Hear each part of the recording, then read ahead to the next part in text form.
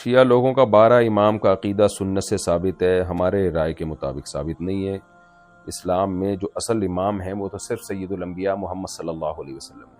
البتہ مجازاً امام کہا جاتا ہے، حدیث میں جو ہمارا رہبر ہوگا ان کو بھی ہم امام کہتے ہیں، تو ان کا مطلب یہ نہیں ہوتا کہ وہ کوئی معصوم عن الخطا ہیں، بلکہ مطلب یہ ہے کہ وہ ایکسپرٹ ہیں اپنی فیلڈ کے، لہذا اس فیلڈ میں ہم ان کو فالو کرتے ہیں، جیسے حدیث میں امام بخاری کو، امام مسلم کو۔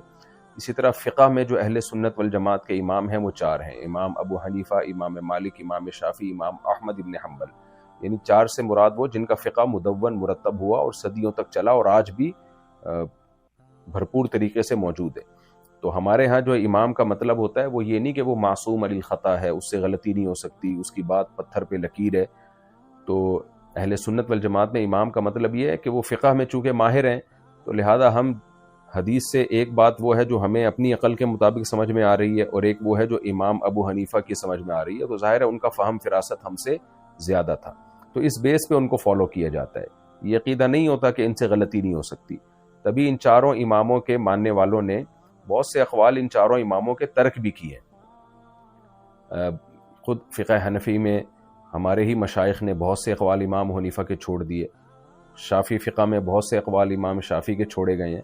وجہ اس کی ہے کہ اہل سنت والجماعت ان 4 اماموں کو معصوم عن الخطا نہیں سمجھتے، کہ ان سے غلطی ہو ہی نہیں سکتی۔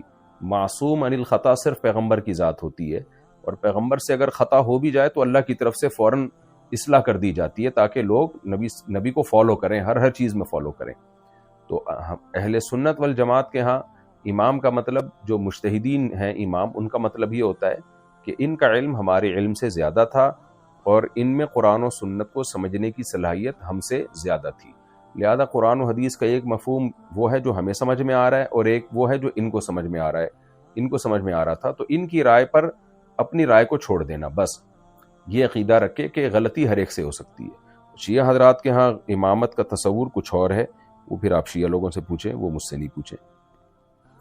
اہل سنت والجماعت کو حسین رضی اللہ تعالی عنہ سے محبت کا اظہار کیسے کرنا چاہیے؟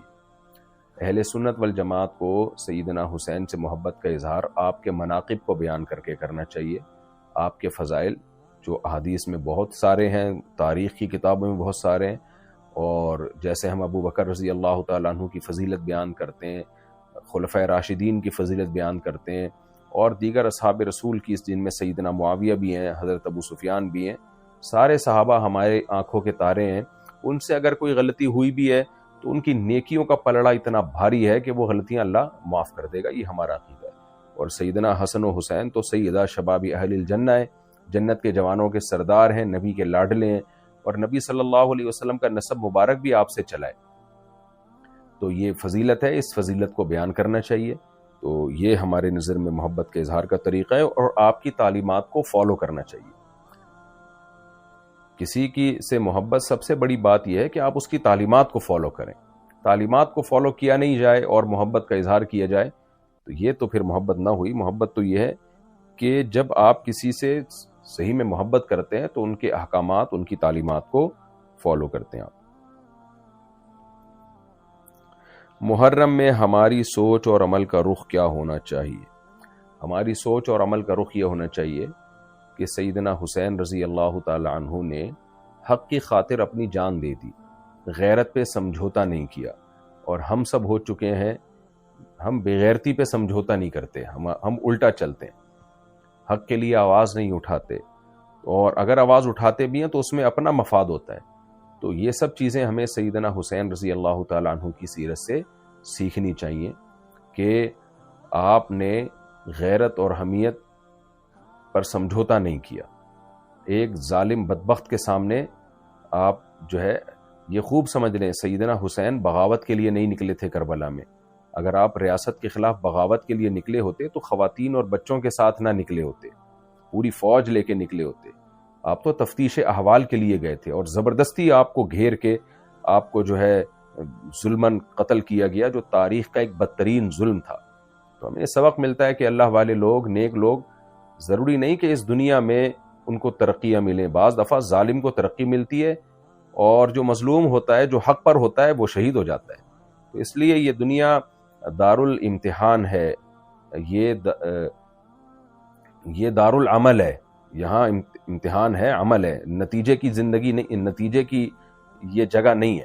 تو جب اللہ کے نبی کے لاڈلے سیدنا حسین رضی اللہ تعالیٰ عنہ کے ساتھ ظلم ہو سکتا ہے، آپ شہید ہو سکتے ہیں، اور دنیا کے لحاظ سے تو اس کو ناکامی سمجھا گیا نا، یعنی جو کوفہ کا بدبخت لانتی گورنر تھا جس کے ہاتھ رنگین ہوئے سیدنا حسین کی شہادت سے، تو وہ تو اپنے آپ کو کامیاب سمجھ بیٹھا نا کہ جو وہ چاہتا تھا اس نے کر لیا۔ لیکن کیا کوئی ذرا سے ایمان والا شخص بھی یہ سمجھ سکتا ہے کہ وہ کامیاب تھا؟ ظاہر ہے اس نے زندگی بھر کی لعنت اور زندگی بھر کی نحوست اپنے ذمے لے لی۔ تو ہمیں سبق لینا چاہیے کہ یہ دنیا دار فانی ہے، اس کی کامیابی اور اس کی ناکامی اصل نہیں ہے۔ حضرت زکریا علیہ السلام کو آرے سے چیر دیا گیا تھا، کتنے پیغمبروں کے ساتھ ظلم زیادتیاں ہوئی، سیدنا عثمان رضی اللہ تعالیٰ عنہ کے ساتھ کیا ہوا، حالانکہ آپ عشرہ مبشرہ میں سے ہیں۔ سیدنا عثمان رضی اللہ تعالیٰ عنہ، آپ کو دنیا میں اللہ نے جنت کی بشارت دی ہے، لیکن کیسے شہید کر دیے گئے۔ تو یہ دنیا کی کامیابیاں اور خوشیاں، اس سے کبھی ہمیں دھوکے میں نہیں آنا چاہیے، کبھی اللہ کی نعمت بھی ہوتی ہیں اور کبھی اللہ کی طرف سے عذاب بھی ہوتی ہے۔ یہ بہت بڑا سبق ملتا ہے ہمیں سیدنا حسین رضی اللہ تعالیٰ عنہ کے واقعے سے۔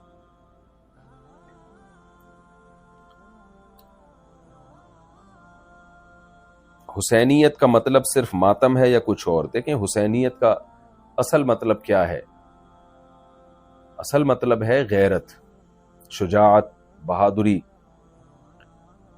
یہ حسینیت کا اصل مطلب ہے۔ صبر، جس میں صبر سب سے پہلے آتا ہے۔ تو ماتم کے تو بارے میں حسین کے نانا صلی اللہ علیہ وسلم کی صحیح احادیث ہیں کہ جو گریبان چاک کرتا ہے اور سینوں پہ چہرے پہ مارتا ہے، یعنی جو بھی یہ ماتم کرتا ہے، ماتم اسی کو تو کہتے ہیں، اب اس کی شکلیں بدلتی رہتی ہیں، تو وہ تو صحیح حدیث ہمارے سامنے موجود ہے، نبی نے فرمایا وہ ہم میں سے نہیں ہے، کیونکہ یہ زمانے جاہلیت کی رسم تھی۔ خود سیدنا حسین رضی اللہ تعالیٰ عنہ کی شہادت کی اطلاع جب اہل بیت کو ملی ہے جو باقی رہ گئے تھے، تو کیا انہوں نے یہ سب کچھ کیا تھا؟ ظاہر ہے انہوں نے یہ سب کچھ نہیں کیا، انہوں نے صبر کیا۔ تو ہمیں بھی صبر کا حکم ہے۔ آج کے دور میں کربلا سے کیا تعلیم ملتی ہے، یہ میں نے بتائی ابھی تفصیل کے ساتھ۔ یہ بھی ہو گیا۔ 10 محرم کو من گھڑت قصے سنانا کیا جائز ہے؟ 10 محرم کو جو واعظین کی طرف سے واقعات سنائے جاتے ہیں، کچھ تو واقعی مستند واقعات ہوتے ہیں، لیکن ان میں زیادہ تر واقعات من گھڑت ہوتے ہیں، صرف مجمع گرم کرنا ہوتا ہے، یہ بھی غلط ہے۔ نبی صلی اللہ علیہ وسلم نے ارشاد فرمایا کہ کفا بالمرء کذبا ان یحدث بکل ما سمع، انسان کے جھوٹا ہونے کے لیے اتنا کافی ہے کہ ہر سنی سنائی بات کو آگے نقل کر دے۔ تو ہر سنی سنائی بات میں ہر پڑھی ہوئی بات بھی ہے۔ کتاب میں آپ نے کوئی واقعہ پڑھ لیا، آپ کو تحقیق ہے نہیں کہ یہ مستند ہے غیر مستند ہے، تو اس کو آگے نقل کر دیا، تو یہ بھی جائز نہیں ہے، یہ بھی انسان کے جھوٹا ہونے کے لیے کافی ہے۔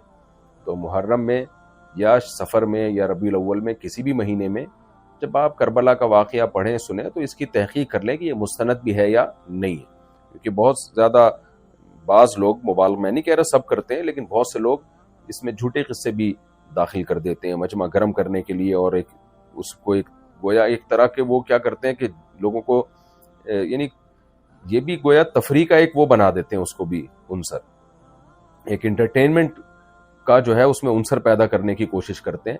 آپ کہہ سکتے ہیں انٹرٹینمنٹ کیسے ہو سکتی ہے کسی کا غم سنا کے؟ تو غم میں جب بہت زیادہ جھوٹے قصے ڈال دیے جائیں نا اس کے اندر، دیکھیں ہمارے نزدیک سیدنا حسین کا قتل ہی اتنا بڑا ظلم اور اتنا بڑا غم کا واقعہ ہے کہ یہی عرش کو ہلا دینے کے لیے کافی ہے۔ یہ کوئی کم نہیں ہے کہ ایک اسلامی ریاست تھی، اس کا ایک گورنر تھا جو اپنے آپ کو مسلمان کہتا تھا، اس کے ہاتھوں نبی کے نواسے کا اور اہل بیت کا قتل ہو رہا ہے، یہ کوئی کم واقعہ نہیں ہے۔ لیکن بعض واعظین کیا کرتے ہیں، مجمع گرم کرنے کے لیے، ان کو جذبات میں لانے کے لیے، تاکہ ایک تھوڑا سا ایک جو ہے نا وہ مجمع گرم ہو جائے اور ان کو لفافے میں پیسے زیادہ مل جائیں، تو بعض جھوٹے واعظین پھر اس میں اپنی طرف سے بہت ساری چیزیں ملا رہے ہوتے ہیں۔ تو اس میں دیکھنا چاہیے کہ کون واعظ ایسا ہے، کسی بھی مسلک میں، میرا مقصد کسی مسلک کی بات کرنا نہیں ہے، چاہے شیعہ ہو چاہے سنی ہو، دیکھنا یہ چاہیے کہ کون سا واعظ ایسا ہے جو مستند واقعہ سنا رہا ہے، جو مستند سند سے ثابت ہے، اور کون ایسا ہے جو اپنی طرف سے اس میں قصے کہانیاں ملا کے مجمع صرف گرم کرنے کی کوشش میں لگا ہوا ہے۔